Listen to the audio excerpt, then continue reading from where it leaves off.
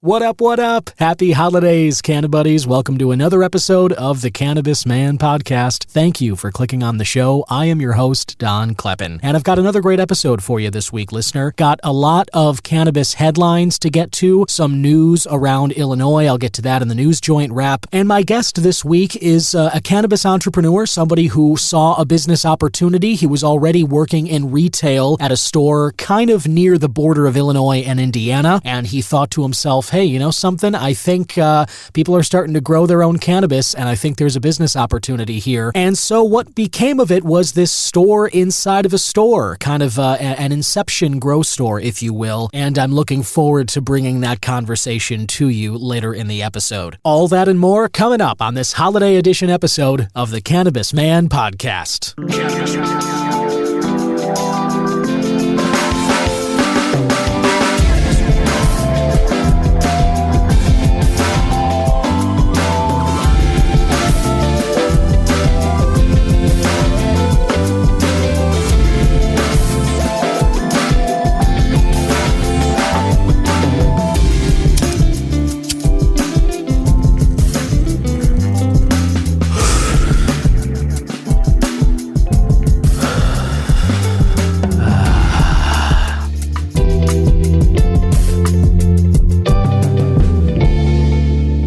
And we are back. Let's kick off this episode with a holiday edition of the News Joint Wrap. This is a wrap-up of cannabis-related news articles and events coming up and information around Illinois and the Midwest at large, and it's brought to you by IllinoisNewsJoint.com. Think of it as the joint you can hit for all your Illinois cannabis news and reviews. And let's start with a very exciting announcement out of the city of Chicago this week. Mayor Lori Lightfoot announces that a cannabis research institute is coming to Chicago. This is going to be known as the CRI, a Cannabis Research Institute. The city, state of Illinois, and the Discovery Partners Institute announced the launch of CRI. It is a first-of-its-kind center in the Midwest that, according to the press release that was put out this week, will further boost Illinois' global standing as a science hub. Listener, if you've heard this show at all, you have heard me talk at length about the need for more research on cannabis. I love talking with guests and bringing those conversations and the knowledge that's being discovered in laboratories all over the world as people are studying cannabis more and more. I love bringing that new information to you. And so as somebody who's a little bit of a research nerd myself and somebody who's interested in cannabis and here in Chicago, I cannot tell you how legitimately excited I am for knowledge to start coming out of this research institute. Very excited for this. CRI is going to be a joint effort by the state and city housed within the Discovery Partners Institute, which is part of the University of Illinois system. Its goal is to provide a robust body of research and data to advance public knowledge on scientific and socioeconomic impacts of cannabis usage and production. The release stated that the arrangement allows the new institute to leverage DPI's offices, personnel, and resources in Chicago. With a scheduled rollout of the CRI over the next few months, DPI has begun a search for an executive director. They say in the press release, Chicago's an ideal location for cannabis research with its world-class academic and medical institutions and a deep bench of innovators. Can definitely vouch for that myself. This city is full of innovation. The CRI, the press release goes on, says, will be the premier research institute that seeks to promote equity and a desire to have an evidence-based, research-driven cannabis marketplace. Again, very, very excited about this. You can read more about that story, of course, and others at IllinoisNewsJoint.com. Rolling on, Green Rose Dispensary starts a new chapter for the state of Illinois. Collectively, the newest dispensaries built in Illinois have some of the best interior designs as any collective group of buildings in the state. This is according to Jason Brown of Illinois News Joint, but I agree with that assessment. There are some really beautiful dispensary designs all throughout the state, and next year, Illinois is set to start a new chapter with nearly 200 new dispensaries opening. Are you sick of the cannabis prices in Illinois? Well, those 200 new new dispensaries that are going to become operational, that will nudge those prices down, as the executive director of the Cannabis Business Association of Illinois, Pam Altoff, said in my second episode when I interviewed her. She pretty much guaranteed that the more businesses, the more dispensaries there are operating in Illinois,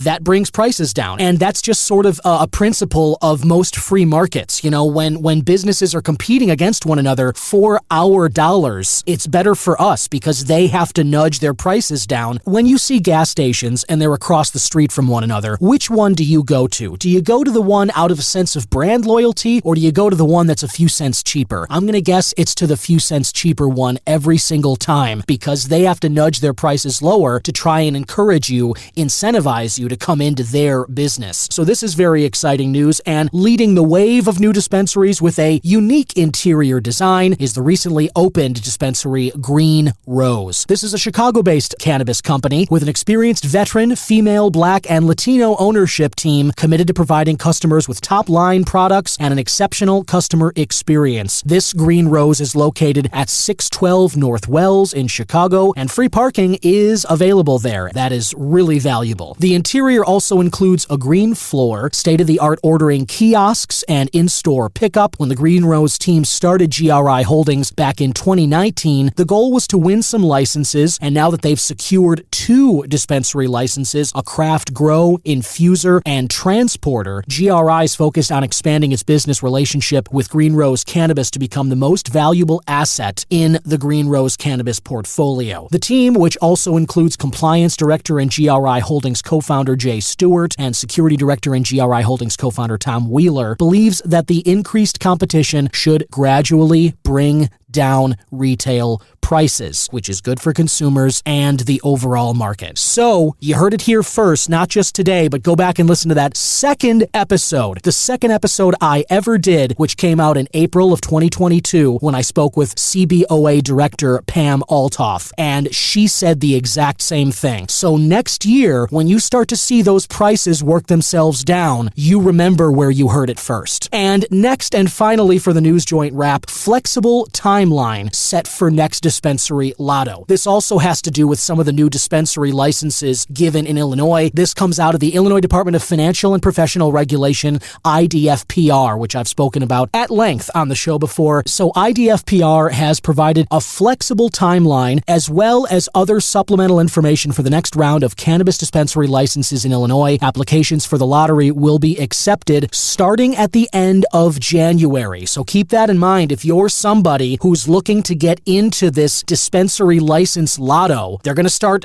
taking applications again at the end of January. While the rules for the lottery process do provide flexibility on timing, IDFPR currently anticipates accepting applications for 2 weeks. This will be through Tuesday, February 14th, 2023. IDFPR will then publish a list of lottery participants by the 21st of February, and after a period of applicants to contest the list of those participating, IDFPR may publish an updated list, and then as soon as possible after that final list is published, IDFPR will conduct a lottery with the Illinois Lottery and publish the certified results after the lottery has concluded. So those interested in applying should review the rules. You can see a mock application, a proposed timeline, and other relevant documents. That's all available now at the Department's Adult Use Cannabis Program webpage. You can see a link and you can find out more information about this story, the others I mentioned today, and all of the Illinois cannabis events coming up at IllinoisNewsJoint.com. And now let's move on to my strain of the week. I was able to score a pretty sweet deal in my estimation from the Sunnyside in Wrigleyville this week, listener, and I'll normally check there whenever I'm running low, and I was able to score a pretty good one last weekend. I'm recording this on the 23rd of December 2022, and I shopped for this earlier in the week, Monday or Tuesday, I want to say, and this strain of this week for me is one I haven't tried before, Space Monkey. This is a sativa, very heavy sativa, and it's advertised as a new sativa strain from Cresco Labs. If you haven't been to a Sunnyside, Cresco Labs is the cannabis company that backs that dispensary. Most of Sunnyside's products, they have a lot, but most of Sunnyside's products that they always have are Cresco products, and I'm a big fan. Space Monkey is no exception. I love my sativas, and as they describe it, there is no monkeying around with this new sativa from Cresco. Space Monkey is an offspring of GG number 4 and Wookiee number 15, boasts top terpenes such as limonene, caryophyllene, and linalool, and a flavor profile which features diesel, floral, pine, pepper, and spicy notes. The top experiences, the symptoms that most people report: heady, relaxing, and calming. And I would say that the linalool terpene is what comes through the most for me. That is the peppery and spicy note. There is some floral there. I get that on the aroma when I smell it. You can definitely get the floral there. I really didn't experience any diesel, okay? I've had some, whether sativas or indicas or whatever, I've had that gasoline taste. There's none of that for this to me here, not on Space Monkey. Most of what I get are the piney, peppery, and spicy notes, and I do feel the heady, relaxing, and calming effects though, which is strange for a sativa. I've talked about sativas on the show before. Most of the time I use them for creative energy. I'll smoke them during the day, and you get a little bit of a boost. You get it whether mentally or even physically. Sativas, what I like so much about them is that they give me a little boost of energy and creative inspiration. Now, this Space Monkey from Cresco, I got it in the high supply packaging. This is a 7-gram package, and I got it for $56 at Sunnyside. They're out of stock of it right now. I'm looking at the website. However, there are some really good deals of high supply, popcorn especially. They've got their eighths and their regular old flower, but the thing about popcorn is that it's perfect for those looking for buds in bulk. Popcorn is, if you've not had it before, maybe you know what I'm talking about here, but if you haven't had popcorn before, if you've gone to the dispensaries and you're basically buying dry flower, popcorn is smaller buds. It's dry flower. It's just like a regular old eighth, but the small buds develop just beneath the plant's larger colas, and even though they're small in size, they pack similar potencies to their full-sized counterparts. That is on the display label for the high supply, and the popcorn, I've had it multiple times. Again, this is my first time having Space Monkey, but I've bought high supply popcorn before, and I'll tell you, I've mentioned on this show some of the products that I've gotten that were discounted, seemingly due to some defective quality, and this is not one of those situations. This, the date on this, the displayed THC for the package is 28% total cannabinoids for the package. It's a little less. It's about $27.50 for the THCA. The harvest date was October 4th, packaged on December 3rd, and they say use it by December 3rd of 2023. So October 4th harvest date, and then packaging on the 3rd, about 2 weeks before I picked this up. That, to me, listener, is right in the sweet spot, and they discounted it to the point where I got this 7 grams for $56. You might be in another state. You might be laughing that I'm celebrating this deal when you're buying ounces for $15. That's fine, but trust me, I'm going to get to those state markets later in this episode. That is not perfect either. You might be one consumer who's celebrating some really low prices in those states, but there are a lot of people who are not celebrating the low prices. They are panicking because of the low value of cannabis in those markets, and I'm going to talk about that a little bit later. But Space Monkey is my strain of the week, a new product, a sativa, lovely sativa with limonene, caryophyllene, and linalool, and you can get those heady, relaxing, and calming effects from it. And I'm enjoying this Space Monkey alongside my coffee. Love my coffee and cannabis, listener, and I'm pretty hyped up on this Friday morning, as you may or may not be able to tell, but cheers to you with this delicious coffee from Kenya. Pardon the slurp. I just enjoy doing that sometimes. And I am going to smoke the Space Monkey out of my CS Drift, which I'm still loving. The bong that I got, the acrylic bong, courtesy of 420pipes.com. Nick Thomas, happy holidays, big shout out. I know Nick is running some holiday specials at 420pipes.com. If you're looking for a gift for the stoner in your life, it's not too late. They might do same-day delivery depending on where you are, but even if it's not same day, they're very good about quick delivery, and they have a lot of discounts. You can always find products for $4.20 a day. And whatever you buy, whatever you get from 420pipes.com, don't forget to enter the promo code CannabisMan at checkout, and you can knock 10% off of your entire cart order. So check that out. And the CS Drift, which is the acrylic bong that I released a video of, I love this thing. And Nick was kind enough to send me this attachment for the CS Drift. This is an ice catcher, and it also improves the mouthpiece part of the CS Drift drift itself. If you've used it, it's just an acrylic pipe, and so it's perfect. It's a wonderful device, but this ice catcher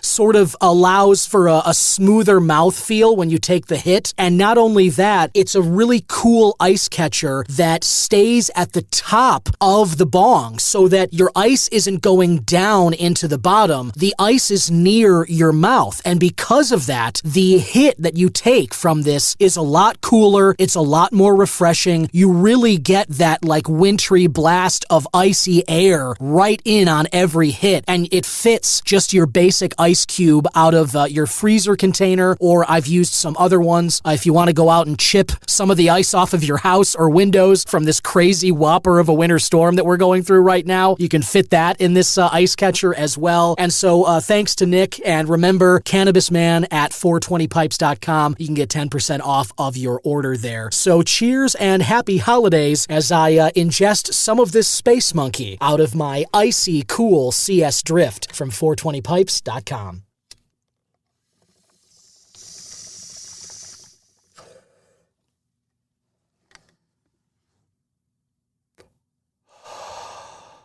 Cool and refreshing. Just nice. I did get that piney, and I got a little bit of a peppery exhale taste there from the Space Monkey. You really do get that. I don't get any diesel. I hardly get any floral, but the pine, pepper, and spicy notes really come through, even through the icy blast of air on the CS Drift there. And now for this week's interview. Got a great conversation ahead here, listener, but before we get into it, if you wouldn't mind, just do me a favor, if you haven't already, leave a rating or review for the podcast. Scroll down in this app. However you're listening to this, do me a favor, hit the 5-star icon, or if you feel like reviewing the show, I would really appreciate it. If you're listening on YouTube, I do upload the show onto YouTube as well, and if you could hit that subscribe button, smash the bell icon so that you get notified every time a new episode is up, I would very much appreciate it. Listener, my guest today is a cannabis entrepreneur. He is running a store which is helping that is growers who are getting a home garden of cannabis plants up and going. And he's located in Indiana. It is the Blooms Brothers Hydro in the Apple store. And listener, please welcome Fred Sanders. Welcome, Fred. Thank you, Don. And it's actually the Apple House, not the Apple Store. That's totally different. The Apple House, of course. Thank you for correcting me, because, I guess I was just staring at my iPhone there and had a little Freudian slip. So, the Apple House, but it is Blooms Brothers Hydro, is that right? Yes. Okay, awesome. All right, so Fred, I just kind of like to start these by getting to know you a little bit. Can you tell me a little about how cannabis came into your life? Actually, pretty much through the store itself. Okay. As Illinois was moving toward medical use and things like that, there really weren't any options for home growers in our area to, get their supplies and advice and things like that. Yeah. So I went to the owners of the store and suggested this, and here we are. That's awesome. Cool. So I guess, so it sounds like you just sort of noticed that there was a need developing and likely to grow, and no pun intended, but you noticed this, thing in the market, and then you just approached the store. Why the store specifically? What was it about them that made you feel like this was a good fit? I actually already worked there. Okay. So it's an easy sort of entrance. Yeah. You were already in the door. Yeah, pretty much. Cool. And they were receptive? It was sort of like they agreed with your idea right off the bat? In stages, yes. It was more or less, we'll start it as a bit of a trial run, and then, okay, now you can bring in some more, and now some more. Got it. Little stages. Well, that's very cool, and good on you, I think, for just making the approach, and you worked at a place and saw an opportunity and made the pitch, and obviously it's worked out pretty well. So you are, as you mentioned, the store's located in Indiana, but yeah. Indiana is doesn't have a legal cannabis market as of yet, and no, it does not. Right, and Illinois does. It's been since January of 2020. We have recreational use, and for medical users in Illinois, you can have up to 5 plants at home. So, yeah. I guess how did you start reaching out to Illinois growers to come to your store? It was, to begin with, it was word of mouth, not that our Instagram page is huge at the moment anyway, but it used to be so much smaller. So yeah, it was mainly just through those two things to begin with. Gotcha. Yeah. I understand. It's kind of tough, and I have to imagine it's even tougher in an illegal state. I mean, here in Illinois, it's not easy to advertise a cannabis business. I've run into promoting even the podcast here. I've run into issues trying to just sort of run a cannabis sort of themed ad. And I have to imagine that's even tougher in a place like Indiana. Yeah. Oh yeah.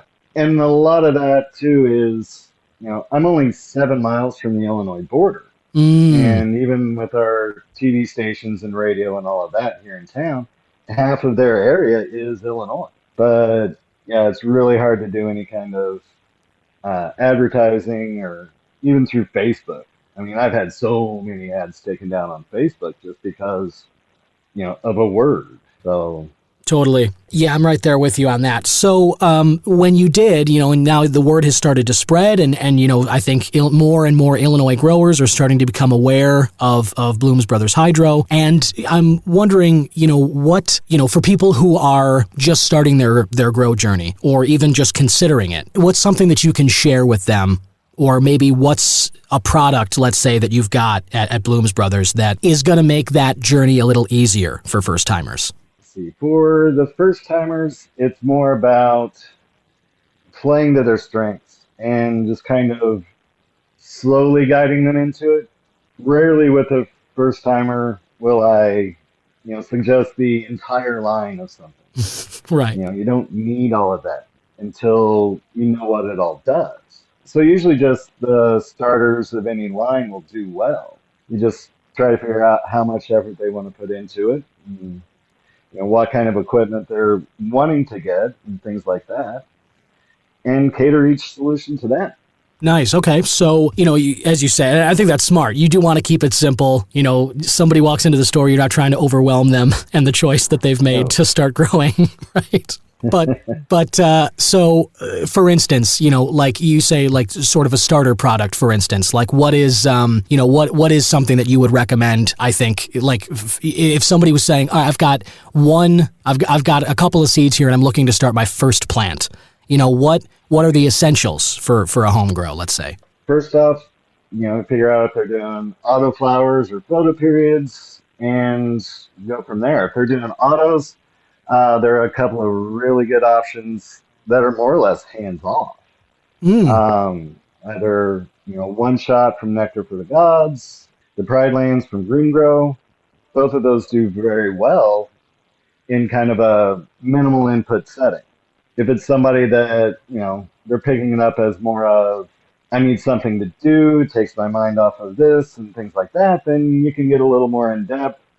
Or if they're growing photo periods, then you can kind of lead them more toward, a bottle regimen or a dry amendment regimen that, caters to what they're looking for in their plants. Interesting. So that's a great point. Now I'm just kind of, at some point I'll get my grow journey started here. I haven't yet. Recently got my medical card just within the last few months. And so I'm kind of somebody who is on the early stages of this myself. And so I'm interested, what's the difference aside from the involvement, like you just mentioned, in terms of if this is like a hobby for somebody who is looking to throw themselves into it, kill some time versus someone who maybe just wants the results of the crop, what's the difference between an auto flower and a pheno period? Was that the other one? Photo period. Photo period. Sorry. So what would you? How do you distinguish those? Easiest way is auto flowers are on a set time. You don't have to switch their light cycle to cause them to go into bloom or anything along those lines. As soon as that seed sprouts, you're on a countdown clock. Gotcha. So the yields you get out of it are kind of based on the genetics of the plants and things like that, whereas a photo period, it won't go into flower until you tell it to. Once you change its light cycle to the bloom stage, then that's when it goes into flower. Wow. That is fascinating. So it's just interesting that there's sort of two different styles to go with, and that to me, just hearing that photo period like that, it's interesting that you would be in control of that flowering stage. I mean, I think that's kind of cool. Yeah. At that point, you're the one driving the car, so you better get it right. Yeah, I bet. So I guess, it sounds like, would it be fair then it sounds to me like it's kind of like the difference is that like, an autoflower is like buying, let's say, a computer or a PC like off the rack, and you go home and you just plug it in and it installs all the programs and just kind of gets going on its own. You just have the power, set going when you turn it on and off. But it sounds like the photo period is more like you building your own PC and a little more customization options, I guess, or being a little more in control of how much memory there is and what the power source, just things like that. Is that a fair comparison? Fairly close, yeah. With the autoflowers, it's more of, it's a preloaded game or a preloaded computer and you can't make changes to it. And then, yeah, like you said, you can just kind of add on with the photo period and just do more or less whatever you want with it. Interesting. So it's more like a game console versus a PC, a customized PC. More like, something like you buy a PlayStation or an Xbox, and that's a computer off the shelf that you're not going to be able to change at all. So you just kind of fire it up and that's that, versus the PC that you can make changes to. That's really fascinating and a cool way of thinking of it. You've got a lot of options with both. And autoflowers are kind of gaining some ground just because they are a set, date for harvest. So for those medical patients that are looking to, kind of schedule their grow based on, when they can harvest and all of that, they're a great option. That's awesome. At least when you'll be, cutting your plant and drying and all of that, and you'll know when your next round of meds are ready. Yeah, I can see the appeal there versus for the other type, it seems like as you said, you're in control of when it flowers, but because of the variable nature of that, it's not on a set schedule. So you can't set your timer by it. You wouldn't know unless you were, as you said, you're driving the car. So unless you're very experienced in that regard, you probably wouldn't know when to expect it to flower until maybe that or rather when it'd be ready for harvest until that flower stage starts. Is that fair? Right. And granted, you're in control of that, but if you lose track of your grow and you kind of go a week extra in the veg or something like that, then it throws off your whole schedule. Yeah, and with an autoflower, it doesn't really matter what you do. It's doing its thing. Nice. Yeah, I can totally see the benefit there of the autoflower, especially for, first timers or somebody who's, even again with a medical patient, for somebody who most important to them is to know when to expect that harvest date and when they can get their medicine. I can see why that's appealing and growing in popularity there. Fred, I'm interested. So what are some, let's say myself, I'm interested in autoflower. And again, this is my first kind of grow through. What would what products do you have at Blooms Brothers that are, what kind of light, let's say, what's a light fixture that's good for a first timer? You've got a couple of different options. Several different varieties of LED lights, which are some of my favorites, mainly because they're a little more expensive to begin, but they pay for themselves within a year or so. Interesting. How so? You'll have increased yields over some of the older style lights, lower energy costs by far. Nice. So yeah, they're a bit of a sticker shock to begin with, but after that, like I said, they'll take care of themselves. Nice. No, that's good to know. And I can, especially the shelf life of them and using less power over time, I think obviously that's beneficial, certainly. Just out of curiosity, what are some of the other options besides LED? What else could somebody go with? So you've got, for like seedlings and things like that, you can use the high output T5s. For a veg cycle, you could do ceramic metal halide, which is more of a blue spectrum, and you can also use it as a supplement in an LED grow, but not really needed. And then for flowering, you've got the high pressure sodiums, which will give you that red spectrum. Interesting. So, and just again, I'm a novice here, so I'm just kind of curious. Do you, even with autoflower, would you change your light source at some point during the cycle? If you're running an LED that's full spectrum, no, you wouldn't have to. Got it. For the others, you will have better results changing the spectrum a bit going into a bloom phase. Okay. It more closely simulates the natural sunlight as far as later fall and things like that. So it kind of spurs the plant on to hurry up and produce big flowers. Nice. Interesting, and sort of another, I would say, probably a benefit for the LED, buying one of those is that it's, if you can buy a full spectrum LED that you won't have to change at any point during the journey, I think that's sort of another potential benefit, at least in my mind, for somebody who's a novice and just kind of going with the autoflower. One less thing, I think, to have to change or worry about during the process. I think that has some appeal to it. Yeah. And, there are some great options out there for LED lights. The thing I run into with a lot of my growers is, they see the price of them in the store and they're like, well, I can get it for, a third of that on Amazon. Well, you also get about a third of the light. So you're paying less, but you're also going to harvest less. Yeah, I get what you're saying. So some of the LEDs you're offering at Blooms Brothers, you're saying those would last longer, like just shelf life wise. Like you'd get more plants out of them over the life of the light than what people are sort of suggesting that they could go buy similarly on Amazon, yeah? Well, not just that, it's the intensity of the light as well. Okay. So, yeah, it's a lower cost LED, but it's going to give you smaller results in your harvest each time because it just doesn't have the output that your plant would like to actually perform well.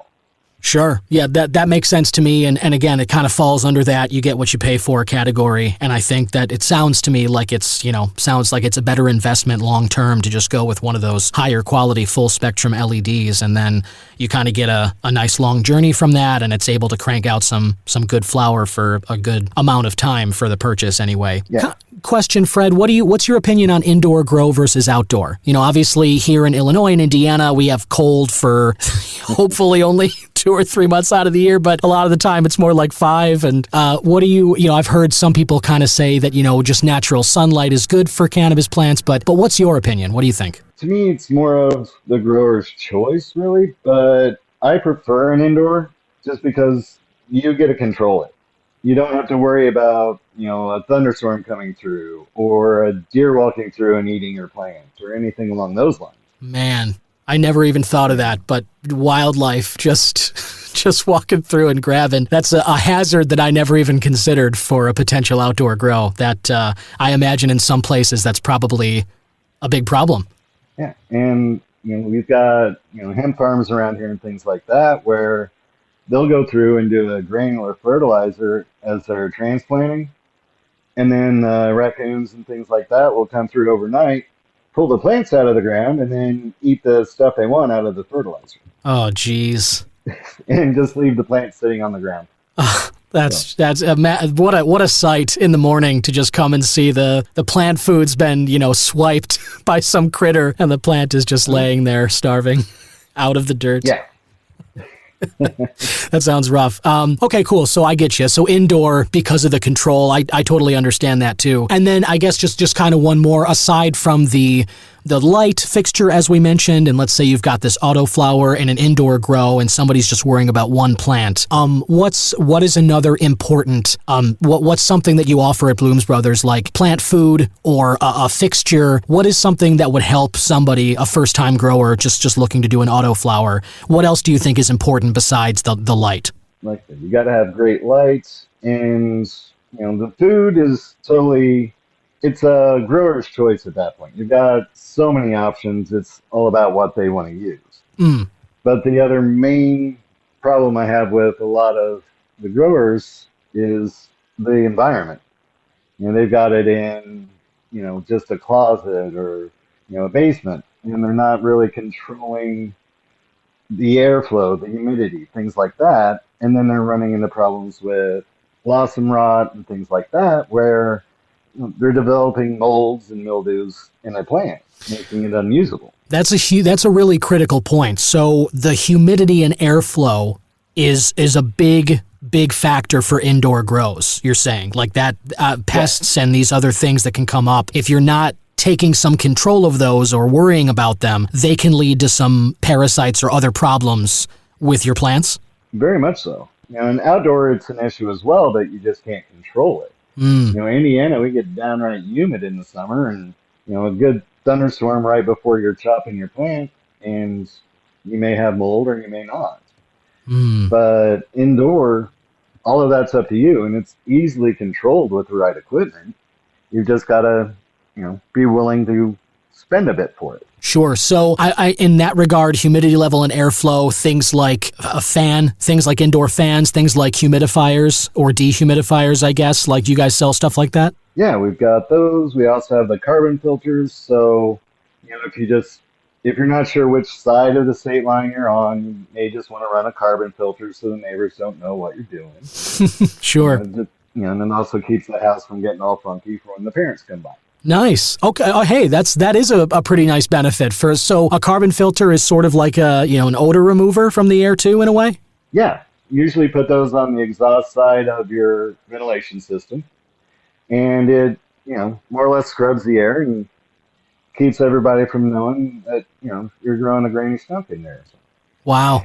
That is great. That's great to know. And so you guys, I'm assuming, as you said, you have all those, you have humidifiers, dehumidifiers, fans, and carbon filters all available at Blooms Brothers Hydro? That we do. Excellent. And anything, I guess, anything just before I kind of, get into the end stage here, Fred, is there anything any products that you guys have now or that you have coming down the line that you're excited about? Anything you kind of want to share? As far as the cannabis side of it, we've got a really nice lineup for our customers. We're more than happy to do special requests if we can get them. There are a couple of distributors that through, kind of a choice, we've determined we don't want to do business with. So some products we just won't carry. And then, as far as expanding in the store, we've actually, starting last week before, we're kind of beefing up our mushroom growing. Oh, very nice. That's exciting. Kind of a little bit of a related, but a different area, I have to imagine, different, factors. Yeah, and oddly enough, a lot of the same people. Yeah, I'm sure. But that's exciting too. I mean, there's a lot of excitement, just like there is around the cannabis industry. There is a lot of excitement around the psychedelics industry too. I know Colorado just voted to legalize mushrooms, and I've done a lot of reading on how much potential there is with those for mental, any mental issues people are facing, depression, things like that. Psilocybin is a lot of exciting potential down the line there. So I get why people are into that, growing those. That's cool. Exactly, and the more we can get from nature itself rather than relying on a pill from a lab, all the better. Right on. Yeah, I agree with that completely, and I'm right there with you. I think it's satisfying and it's kind of fun when it's, we as humans, I think we're always looking to build a better tool for the job, and when there's something that exists in nature and has for thousands of years that sort of perfectly solves the problem, sometimes it's it doesn't really matter how well you do it in a lab or what you're trying to do. Sometimes the perfect solution is already there, all along. Yeah. So that's very exciting, and thank you, Fred Sanders of Blooms Brothers Hydro in Terre Haute, Indiana. Thank you so much for jumping on today. I like to end these interviews by doing some quick hits questions. I just do 5 rapid fire, what's your favorite, kind of thing like that. Are you game for this? Sure. Right on. All right, cool. First quick hit, morning bird or night owl? Which are you? Actually, I'm a weirdo. I'm both. Nice. Hey, both is good. I think that's burning the candle at both ends and living life to the fullest. Sometimes it wipes you out, but I think, when you're involved in a business or you've got a family, sometimes you got to get up early and sometimes you got to stay up late to get your own stuff done too. So I fully get that completely. Also, okay, so second quick hit here. Do you watch any sports? Are you support any sports teams, hockey, football? What's your thing? Honestly, I don't. Fair enough. Hey, no worries. Not a sports watcher. What about movies or TV shows? What's a movie that either, anytime you see it come on, like the TV guide, you'll always flip it on, or if you turn on the TV and it's there, you'll watch it to the end no matter what part it's at. What's something that you like to watch? Actually, Casablanca is my favorite. But, classic. Any of the Lord of the Rings movies. Nice. Now, even the Hobbits, even like the sequel trilogy kind of a thing? I said Lord of the Rings, not the Hobbits. Fair. That's a crucial distinction. That's why I wanted to bring that up. But how about the most recent Lord of the Rings of Power? Did you watch that on Amazon? I have not, and I'm torn on that. Yeah, no, I understand. I was too, and I'll tell you, as somebody who was torn, I found that it got better as it went along, and I'm looking forward to the next season of it. It is a very good-looking show. All right. We may give that a try. Yeah, totally. It's something. It's something to watch, and there's some cool parts, definitely. Third quick hit, Fred. What's your drug of choice? I ask this of all my guests, and obviously, cannabis is a big topic on the show. But are you a coffee drinker, tea drinker? Do you like beer or wine at night? What's your substance? A really good dark beer. Nice. I like a beer you can watch an eclipse through. Yeah, that's good. Yeah, I like dark beers, especially, winter's coming when it's cold out. A dark beer I agree, that's really nice. It fits. Yeah. Fourth quick hit here. What is a dessert or cuisine that if you're celebrating, if you just if you found out you had a great year at Bloom's Brothers Hydro and you're celebrating some great sales, what's a restaurant, or maybe if someone makes a good cuisine that you're craving, or if it's a birthday or something, what is something you like to eat? Birthday every year, it's a German chocolate cake. Oh, man. German chocolate cake. Yeah, those are indulgent, man. Those are good. Very much so.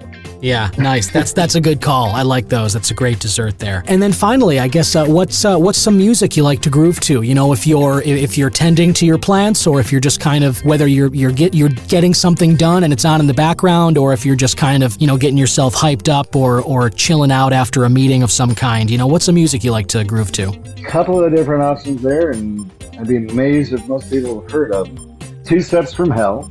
Wow. They do a lot of cinematic and trailer kind of things, but their music is phenomenal. Nice, okay. And then as far as just normal everyday stuff, I don't know, that one's more of kind of 80s, 90s pop. Yeah, I get you. Yeah, the 80s had some and 90s too, but I know what you mean. 80s pop is I feel like it's kind of having a little bit of a resurgence, there are some modern artists that are going after that synth sound, and it feels a little like we're hearing some stuff on the radio that's kind of trying to recreate a little bit of that 80s pop sound, no? And for me, it's more of like a comfort food too. I mean, that's music I grew up with. So. Yeah, of course. Of course. And it's nice to do that, to revisit. It just kind of puts you in a good mental place. There's nostalgia wrapped up in the good tunes as well. I get that. Yeah. And now we can Google it and figure out we've been singing the lyrics wrong for 30 years. Isn't that always fun? Just some songs, man, everybody's got their debates on which way it goes. And it's always fun to look at those lyrics. I think it's just man...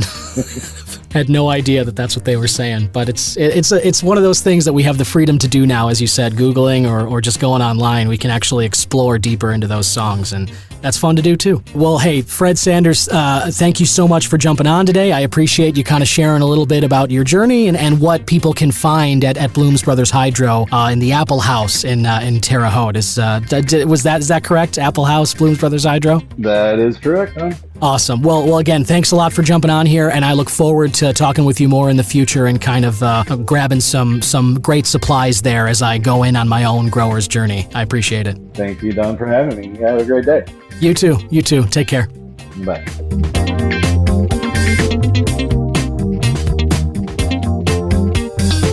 And there you have it. I want to thank again my guest, Fred Sanders, for coming on the podcast. Really appreciate his perspective there. Great idea he had just to try and get a little store within a store popped up there. Saw an opportunity, realized that many people in Illinois at least would be setting up home grow operations and would be kind of starting something and need equipment and need some guidance. And even though Indiana is not yet legal, I have to think they'll wise up one day. And I believe that Fred and his colleagues there at Bloom's Brothers Hydro are going to be set up for success long term. You can check them out on Instagram at Apple House Hydro, and they usually announce some of their deals there, and you can check out some of the great products they've got if and when you're interested in setting up your own home grow operation. And before I let you go this week, listener, I want to address a story that came up earlier in this week, and I touched on it a bit in the News Joint wrap earlier. It has to do with the prices for cannabis, and there's an article that came out on the 19th of this month by Buzz Delier. I hope I'm saying that right, but it's the chronicmagazine.com. That's the publication I'm reading from here. Headline reads, "Declining flower prices could destroy the pot business forever." I'm going to share the article here. I'll let you make your own decision about it, but I thought it was worth bringing to your attention. Cannabis industry leaders are facing a new challenge as prices for cannabis flower plummet, disrupting the market equilibrium. With competition from the black market forcing legal retailers to keep costs down, producers and sellers alike must grapple with how to balance supply and demand in an environment where profitability is becoming increasingly difficult to achieve. Now, this is the stuff I really wanted to get to here. In Oklahoma, the cannabis market is an incredibly competitive one, with a high number of growers and dispensaries in the state, over 7,000 active grow licenses and 2,500 dispensary locations, respectively. Competition has driven prices to rock bottom levels, and retailers are relentlessly striving for customer loyalty with unbeatable deals. In 2022, marijuana prices made history, cannabis prices, if you like, dropping to the lowest they had ever been. Cannabis data firm BDSA says retail prices fell 13% across all markets in 1 year. Wholesale declined even further, with Colorado's average per pound price plunging 51%, and in Oregon, 36%. The article goes on to say after an unprecedented surge of demand following COVID-19 lockdowns, the legal cannabis industry is now facing a challenging glut in supply. This oversupply has contributed to price declines that are further exacerbated by competition from flourishing black markets. BDSA went on to say the annual compound rate growth from 2022 to 26 is expectedly much higher for New Jersey and Missouri, both newly implemented laws. I've mentioned that on the show, at 35 and 37% respectively. Compare that with 1 to 2% projected in Colorado and Oregon. Now, that does make a little bit of sense because Colorado and Oregon have had legal markets for almost 10 years now. By 2024, they'll be on their 10-year anniversary of legal cannabis. Wholesale cannabis prices declining 51% in Colorado and 36% in Oregon. Something I've mentioned on the show in the past, the union in Colorado, the union representing licensed cannabis distributors and dispensaries. That union is asking for a moratorium on cannabis licenses. Now we see that their wholesale cannabis flower price has dropped 51%. This is why they want fewer licenses in that state. You talk about Oklahoma from earlier in this article.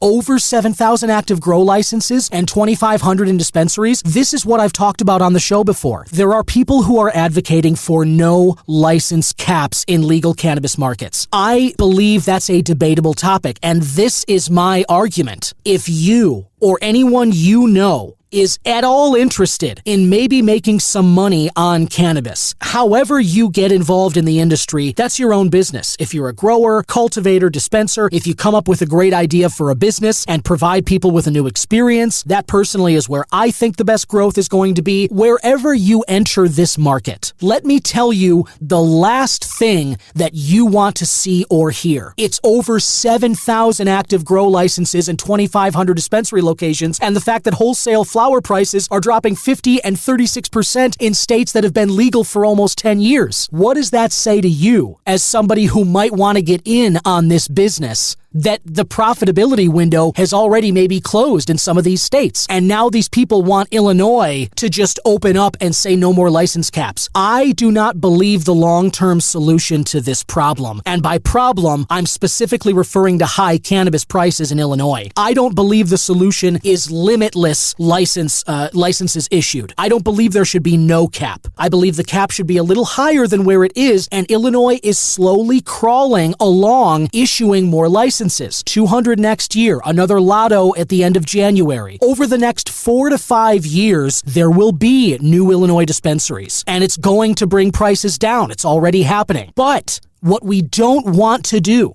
And I stress this point, as frustrating as it might be right now, what we don't want to do is to open the floodgates and let anybody grow their product and get it on dispensary shelves, because in 5 years, I'm telling you, we will be right where Colorado and Oregon are right now. We do not want to be there. I want cheap and good quality cannabis like everybody else does. But if there comes a day when I come up with a business idea for this new excellent legal market and a product about which I'm passionate, I want to believe that there's some profit potential down the road. I don't want to be reading that our state screwed the pooch and totally messed up and just put cannabis down to complete non-value level and let the black markets clean up because people were, incentivized in different ways to go that way. I don't want that to be the future for Illinois. I don't want that to be our reality. So what I'm suggesting for everybody is be patient.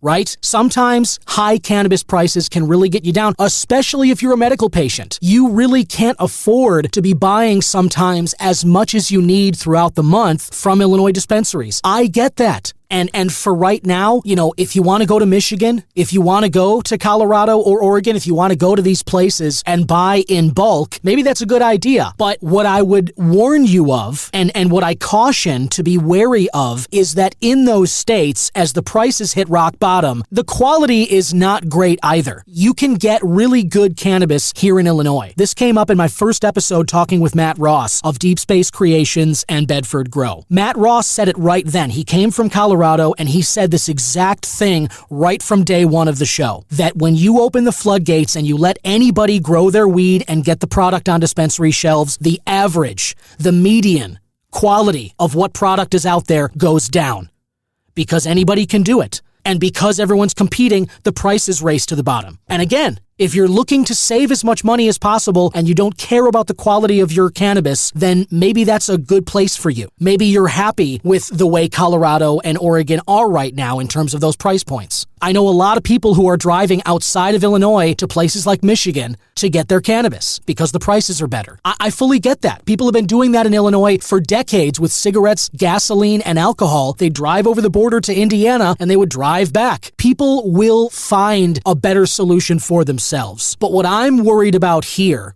what I worry about in the long-term health of legal cannabis, forget about 3-4 years from now, right? Forget about that. In 20 years, in 30 years, what I don't want to happen is for the various states that have done this to have driven flower prices to such a low point and then have forced other states to do the same in order to compete with other newer businesses that have been given licenses. What I don't want to happen is for there to be no incentive for these businesses to provide quality cannabis and better experiences for us, the consumer. If the prices hit rock bottom, if Illinois heads to where Colorado and Oregon and where I believe Michigan is heading to, if Illinois does that same thing, and other states do it too, and the profit potential goes way, way down for businesses, what is their incentive to innovate? What is the incentive? If there's no profit potential, who is making the new cannabis products? Who's making the new experiences? There's a rise in Mundelein right now where you can go and lounge and you buy cannabis products and you smoke it all day and you enjoy it like you're in Amsterdam. There's only one place you can do that in Illinois right now. I want more of those places, not less. I don't want the rise in Mundelein closing up shop in 10 years because they can't make a profit, because the prices for flour are so low. That is the danger. It's not short term. I get that there's frustration. You feel it in your pocketbook. Inflation is there. This is something we need to think long term about it. You need to have the fortitude. You need to have the vigilance. Find the companies that you enjoy. Find the products that you like. Find the deals that you can stomach, that your wallet can handle. Find, those are out there. It might sound, it might still sound like too much, $30 and $35 eighths here around Chicago. But for me, that's what I was getting on the black market when I was buying there. This is a couple of years ago now, but that's basically what my price point was. And soon there's going to be delivery as well, where you're not even going to have to go to the dispensary, but you can order it through DoorDash or one of those other things. You better believe Chicago's going to come for that. I promise you. That'll be there in the next couple of years. You won't even have to leave your place. You'll be able to order this delivered. If we want to see this world with more cannabis innovation, with amazing products, with people just cranking out these great times, great parties, great, hangouts with cannabis there, if you want to live in that world as I do, We need to be very wary of just allowing anybody to become a licensed distributor or grower. We can't just let everybody into the party. It's just not going to work well for us in the long term. It might feel short term like that's a better solution. You want that relief in your wallet. But more than the relief in the wallet short term, I think we all want legal cannabis. I know I do. I don't want to go back to 10, 15 years ago when I did have to rely on my dealer. Or if that guy dropped off, I'd have to go out to some parties and meet people. I'd have to just be asking randos, hey, you know anybody? I don't want to go back to that. And I know you really don't either. I don't care how close you are with your plug. I don't care how good your situation is. We don't want to go back to that. The fact that you can grow your own plants now with a medical card in Illinois, the fact that we're going to see this delivery from dispensaries, and the fact that you can rely on, mostly from different companies, you can rely on high quality, and we're going to see the prices go down. I realize the frustration from many with how Illinois rolled this out. I realize that it would have been nicer and that we would all be a little happier, I think, with the price points if they had rolled out to more dispensaries, and if they didn't screw it up with the specialized groups getting the lottery dispensaries, and leading to those lawsuits. That was what delayed this for like 3 years, the tying it up in courts. Now we're going to start seeing next year, 2024, 25, we're going to start seeing these prices roll down. There'll be more dispensaries rolling out. There's going to be more experiences and more. There's going to be a lot of innovation coming for cannabis, and it won't come if there's no profit potential, if there's no incentive for people to innovate and to bring those experiences and that quality of life improvement to all of us. So I'll end the rant there. I just wanted to kind of point this out. It's been something that I've talked about on the show before, and I just feel like I got a lot of crap for it. I've had people throw it back in my face and say that wasn't going to happen. Well, it's happening. Wake up, look at Colorado, look at Oregon. This is reality. This is what happens in a market when you just let anybody in and provide something. The value for it races to the bottom. And we're witnessing this right now in real time. And I don't want Illinois to fall into that same well and just, fall apart here and go back to the dark days of cannabis is illegal and that's that. Anyway, I'll end the rant there. I want to wish you and your family a very happy holiday. Whatever you celebrate, I want you to have a great time. Enjoy it with the people that matter most to you. And unfortunately, there's sometimes around the holidays you remember those who aren't there anymore. And just think about the positives from those people. Remember the warm, fuzzy moments that you had with them and treasure those. The fact that you had those experiences in life, and then turn around and appreciate the people that are still here, the people that you can spend that time with and who make the holidays special for you. That's a real joy that these holidays kind of remind us of every year. And it's those are moments to treasure, and it's important to take advantage of those when they come around, because none of us know how many more we've got in the future. So enjoy that. Have a wonderful, happy holiday to you and yours. And I will continue to endeavor to bring you episodes filled with interviews and perspective and news articles and events, and just chronicle this cannabis change in society as it's happening as we move into 2023 and beyond. So thank you for joining me on the Cannabis Man podcast. Happy holidays. Get blazed.